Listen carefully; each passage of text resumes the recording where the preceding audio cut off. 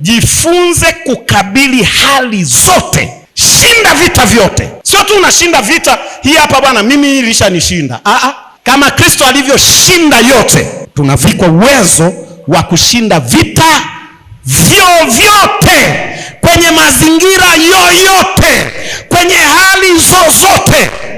Ukishindwa vita, shetani atapata nguvu ya kumiliki hata vile ulivyo navyo. Hiyo ndio hatari. Iwe ulikuwa na nguvu nyingi ama kidogo, iwe watu wamesababisha, iwe nani amesababisha, ukishindwa vita, umempa shetani nguvu ya kumiliki mpaka vile ambavyo ulikuwa navyo, vile ambavyo ulikuwa unavimiliki. Ukishindwa vita, shetani anapata access. Umempa nguvu adui. Sasa tunaweza mambo yote? Tunaweza vita vyovyote? Sema ndio. Sasa sikiliza, tafsiri nyingine inasema hivi: naweza kukabili kila hali maishani mwangu, kwani Kristo hunipa uwezo na nguvu za kukabili hali zote na vita vya kila namna. Anasema naweza, ama nimewezeshwa, nimefundishwa, ama nimepewa uwezo wa kuikabili ama kuzikabili kila hali na kila mazingira ya namna yoyote. Sawa? Kwani Kristo ananipa huo uwezo, sio mimi. Huo uwezo wa kila hali, mazingira yoyote, vita vyovyote, sio mimi. Nimepewa uwezo, nimepewa nguvu, nimepewa ufahamu. Naweza. Maana yake kama huwezi, bado hauna ufahamu wa Kristo. Kama huwezi kushinda hali zote, na kama huwezi kushinda vita vyote, bado hauna ufahamu wa Kristo wa kutosha.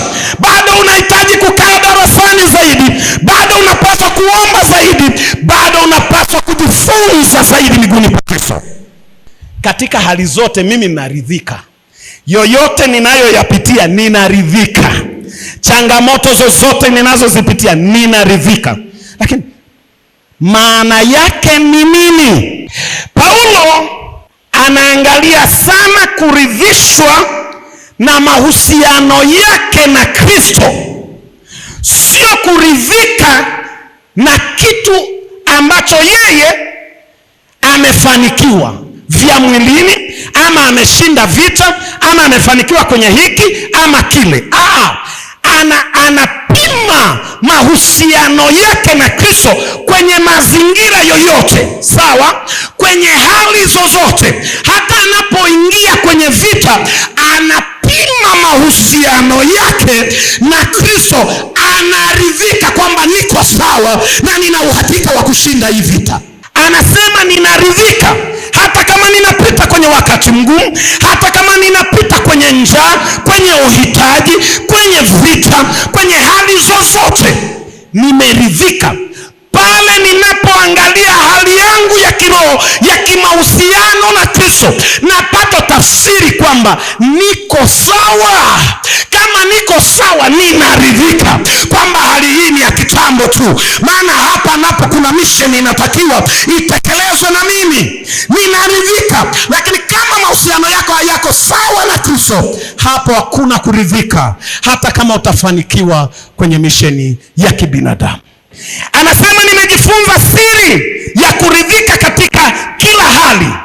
Maana yake nini? Neno siri hapa inatafsiriwa kwa usahihi zaidi kama siri au ukweli uliofichwa ambao mtu yeyote akiuona, yani anafanikiwa kwenye mazingira yoyote.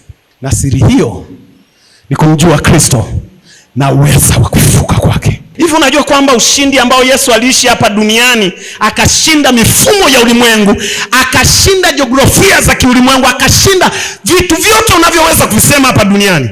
Hivi unaamini kama huyu Kristo unaye huko ndani, kwamba uwezo ule ule aliokuwa nao wewe unapaswa kuishi? Inawezekana kwamba uwezo ule ule Kristo alioishi nao hapa duniani anataka wewe uishi, kwa sababu alipoondoka alisema sitawaacha yatima, mimi nitakuwa na nyie. Alisema ya kwamba nitakaa ndani yenu, Roho Mtakatifu atakaa ndani yenu, na Mathayo hapo.